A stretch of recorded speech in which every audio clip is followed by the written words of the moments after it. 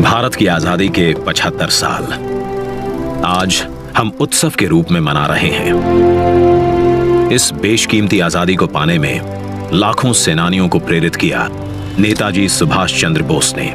क्या अमीर, क्या गरीब, हर भारतीय के दिल में नेताजी ने ऐसी आग प्रज्वलित की जिसने न केवल भारत को स्वतंत्र किया बल्कि ब्रिटिश साम्राज्य की नींव को ध्वस्त कर दिया। नेताजी ने आजाद हिंद फौज को दुनिया की सबसे शक्तिशाली फौज से लड़ने का साहस दिया।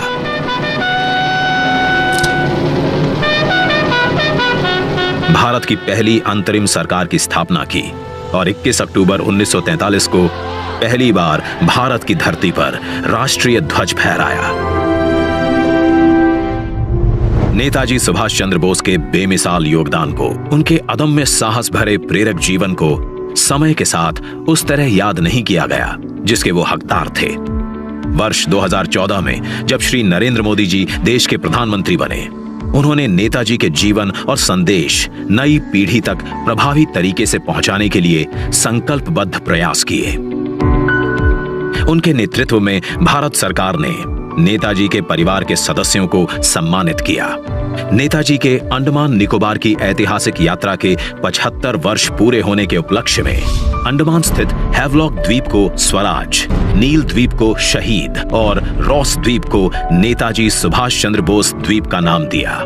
लाल किले में नेताजी को समर्पित संग्रहालय और कोलकाता के विक्टोरिया मेमोरियल में बिप्लोबी भारत गैलरी बनाई।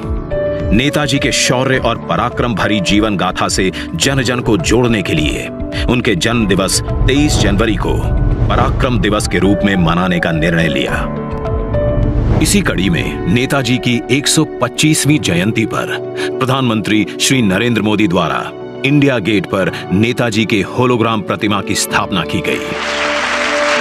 आज उसी स्थान पर ग्रेनाइट से बनी नेताजी सुभाष चंद्र बोस की प्रतिमा का अनावरण हो रहा है, जो भारत की सबसे ऊंची अखंड प्रतिमाओं में से एक है। ये प्रतिमा आजादी के महानायक को कृतज्ञ राष्ट्र की श्रद्धांजलि है। नेताजी सुभाष की ये प्रतिमा हमारी लोकतांत्रिक संस्थाओं, हमारे पीढ़ियों को राष्ट्रीय कर्तव्य का बोध कराएगी। आने वाली पीढ़ियों को, वर्तमान पीढ़ी को निरंतर प्रेरणा देती रहेगी। आइए दिल्ली के इंडिया गेट पर देखिए 28 फीट ऊंची, 6 फीट चौड़ी नेताजी सुभाष चंद्र बोस की भव्य प्रतिमा।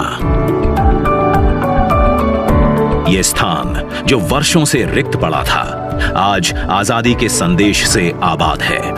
तेलंगाना से 1665 किलोमीटर का सफर तय कर 280 मेट्रिक टन ग्रेनाइट सिल्ली दिल्ली पहुंची। इसे लाना भी एक चुनौती थी, जिसके लिए 140 पहियों वाली 100 फीट लंबी गाड़ी बनाई गई।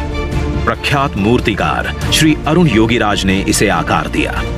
शिल्पकारों की टीम ने इसे 26,000 घंटों तक अपने श्रम से सींचा।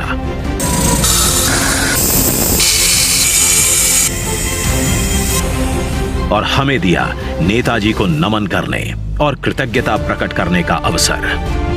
देश के लिए जीने मरने की हमेशा प्रेरणा देती रहेगी ये प्रतिमा।